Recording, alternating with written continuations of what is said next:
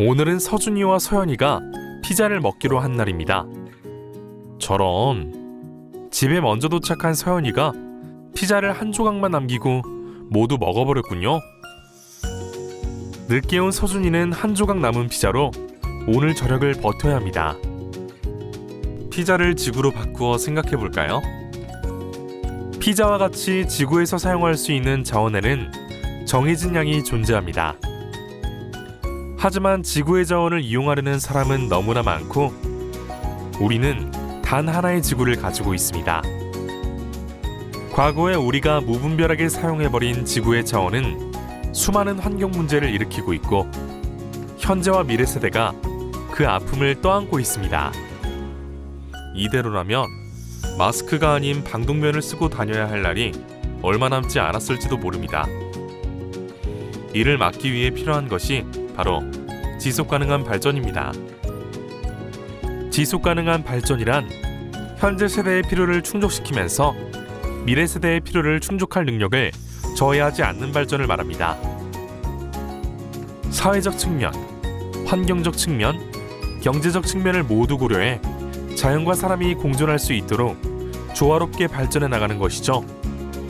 이러한 지속가능 발전의 이념을 실현하기 위해 2015년 유엔 총회에서는 17개의 지속가능 발전 목표를 발표했습니다. 오늘은 네 분의 선생님을 통해 이 주제에 대해 더 자세하게 알아보겠습니다.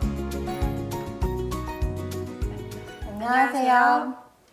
저희는 환경에 관심을 가지고 학생들과 환경교육을 진행하는 초등교사입니다. 네, 저는 서울 숙문중학교에서 환경을 가르치고 있는 신경준입니다. 반갑습니다. 안녕하세요. 대구여자고등학교 환경을 가르치고 있는 환경교사 김미진입니다.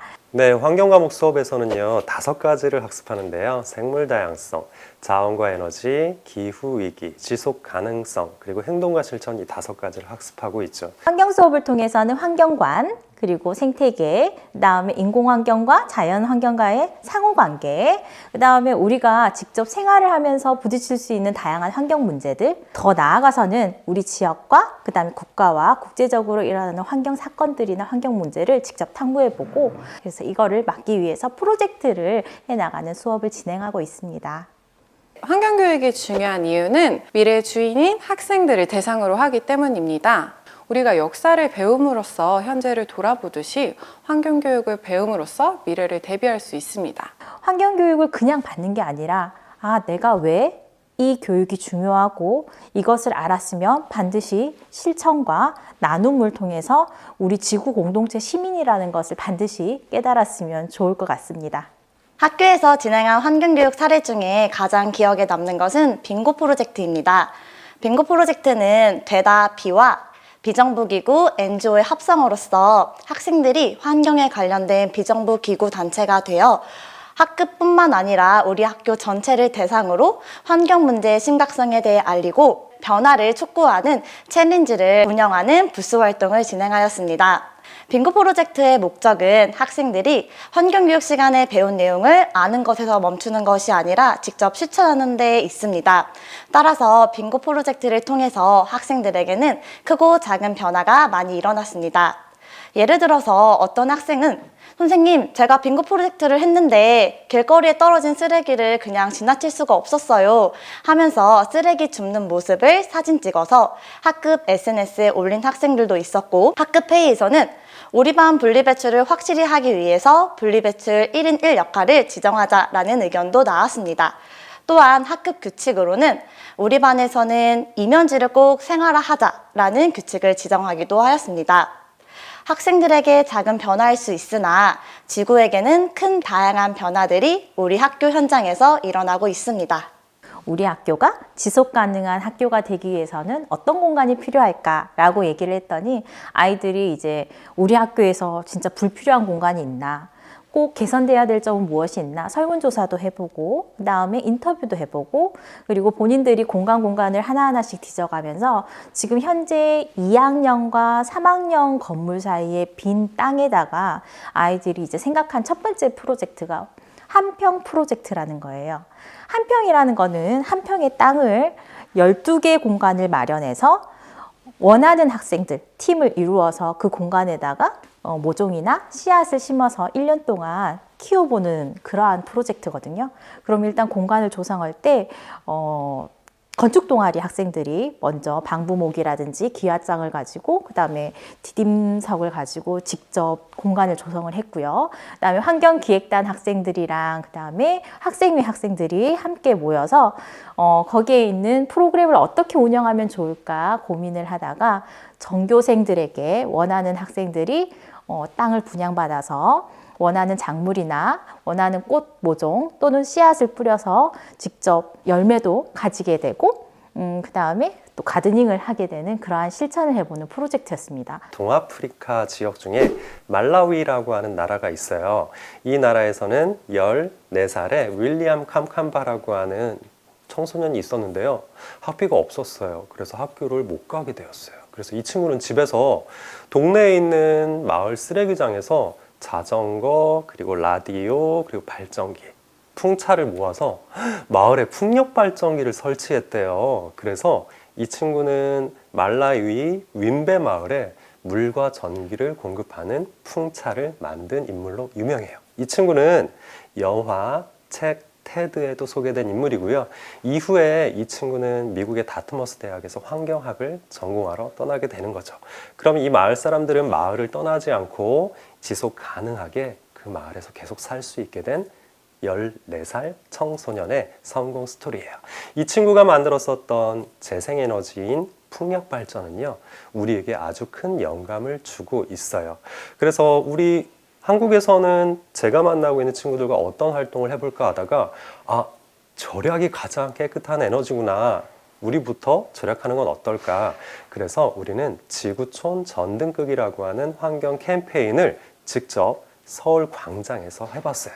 이때 2천여 명의 청소년들이 시민들에게 서명을 받는 캠페인을 하고 저녁 8시 30분은 집에 있는 전등을 소등에 썼던 거죠. 그래서 2013년도부터 지금까지 서울시에서는요, 지구촌 전등극이 1시간 동안 무려 23억 원의 전기 절약을 얻고 있다고 하네요. 이런 중학생들의 실천이 지구촌 전등극기까지 확장이 되고 있는 사례를 여러분들도 꼭 해보셨으면 좋겠어요. 네, 환경의 날은 6월 5일입니다. 6월 5일부터 저희 학교 학생들과 교직원은 3주간 나도 그레타 툰베리라는 활동을 먼저 시작했는데요. 그 프로그램은 국가환경교육센터에 있는 다양한 영상 자료와 그다음에 그레타 툰베리가 유엔에서 연설했던 그 영상을 보고 본인도 직접 기후 행동가가 돼서 연설문을 작성해보고 말을 해보는 그러한 시간을 가졌었고요. 그다음에 두 번째로 또 저희가 했었던 활동은 6월 5일쯤 되면 서울에서 서울 환경영화제를 실시를 해요. 그래서 그 환경영화제에 나왔던 그런 영화들을 직접 보고 그다음에 온라인으로 상영을 하고 그다음에 감상문도 적어보고 그다음에 거기에 대한 소감문을 친구들에게 공유하는 시간을 가졌습니다. 환경을 가르치는 교사는 학생들이 앞으로 살아갈 사회에서 꼭 필요한 환경적 지식과 환경 친화적인 삶의 태도를 학생들이 배울 수 있도록 도와주는 역할을 합니다. 그래서 환경을 가르치는 교사가 되고 싶은 친구들은 지금부터 환경 친화적인 삶의 태도를 가지는 것이 중요하겠죠. 무엇보다 지금처럼 환경에 관심을 가지고 노력하려고 하는 이 자세부터 이미 환경교사라고 할 수 있습니다. 저는 하루에 15분 이상을 흙길을 걷는데요. 내가 걷는 길에서 꽃나무 식물을 만나보는 거예요. 오늘은 걷다 보면 새소리를 들을 수도 있고요. 또 다른 날은 흙길의 포근함을 느낄 수도 있을 거예요. 그리고 계절의 변화에 따라서 주변에서 빨강, 노랑, 초록 꽃과 잎이 새롭게 돋아나는 모양을 보면서 아름다운 환경을 느껴보는 걸 추천합니다. 제가 살고 있는 곳도 숲속에 살고 있어요. 그래서 매일 아침이 아니더라도 퇴근한 이후 주말에는 항상 숲길을 걸으면서 하루를 즐기고 행복한 시간을 보내고 있습니다. 내가 먼저 실천했었던 즐겁고 행복한 기억들을 친구들에게 공유해요. 예를 들어서 비닐봉지 한 장을 가지고 저는 4달 정도를 사용하거든요. 그렇게 되면 1년에 보통 4장 정도의 비닐을 쓰게 돼요. 1년에 1인당 4장의 비닐을 쓰는 사람들은 핀란드 사람들이에요. 근데 한국인들은 1년에 1인당 410장 정도를 쓴다고 해요. 우리가 이렇게 소비한 비닐봉지와 플라스틱은 또 어딘가에 매립이나 소각이 되겠죠. 그래서 지구에 더 이상의 플라스틱을 남기지 않기 위해서 최소한 그리고 최대한 노력하는 우리의 노력이 필요하지 않을까요? 선생님이 먼저 환경적으로 모범적으로 실천을 하게 되는 것이 더 중요하다고 생각을 해서 뭐 나만의 컵 들고 다니기, 이면지 재활용, 그다음에 일회용품 덜 쓰기, 그다음에 여러분들 저장된 메일 불필요한 것들 삭제하는 것도 기후위기를 위해서 탄소를 줄이는 방법 중에 하나거든요. 그래서 디지털 탄소 배출을 좀 줄이는 것, 그리고 마지막으로 육식보다는 좀 채식을 좀 더 많이 늘리려고 열심히 노력을 하고 있습니다. 환경교육을 실시하게 되면 나, 우리, 그리고 우리 지역 사회, 그 다음에 우리 지구 환경 모두를 살릴 수 있는 그러한 교육이라고 생각을 해요. 그렇기 때문에 만약에 준비를 하게 된다면 본인부터 지구 공동체 시민의 한 명으로서 나뿐만 아니라 또는 우리 인간뿐 아니라 그 주변에 있는 생물들까지 사랑하는 마음을 좀 가지고 공감하는 능력이 있으면 더 좋다고 생각해요. 다양한 환경 사건들이나 그다음에 지역의 환경 문제들에 대해서 관심을 가지고 한번 참여를 해보는 계기도 좋을 것 같아요. 그러니까 뭐 이렇게 가서 막 열심히 피켓도 들고 캠페인도 하는 방법도 좋긴 하지만 그럴 시간이 없다면 온라인으로 본인의 의견을 제안을 해보거나 아니면 친환경적으로 실천을 하면 좋겠어요 라고 본인의 SNS에다가 공유를 해보는 활동도 참 좋을 것 같습니다. 지속 가능성을 위해서는 모두가 먼저 마음가짐이 필요할 것 같아요. 어떤 마음가짐이냐면 지구 공동체에 사는 사람으로서 모두가 평등하고 생명으로서 모두 하나하나 소중하다는 거, 그리고 서로를 위해서 나눔과 배려를 해야 된다는 마음이 제일 중요하고요. 그래서 우리는 북극곰과 펭귄 그리고 환경 난민까지도 우리와 같은 소중한 내 친구라는 인식이 필요해요. 지속 가능 발전 목표 17번째의 목표가 지구촌 협력이에요. 기후가 변화하는 지구 공동의 집에서 어떻게 행복하게 살 것인가에 대한 고민이 많잖아요. 북극곰, 펭귄, 그리고 환경 난민까지도 우리와 같은 소중한 친구입니다. 이 친구들이 함께 손잡아 주세요.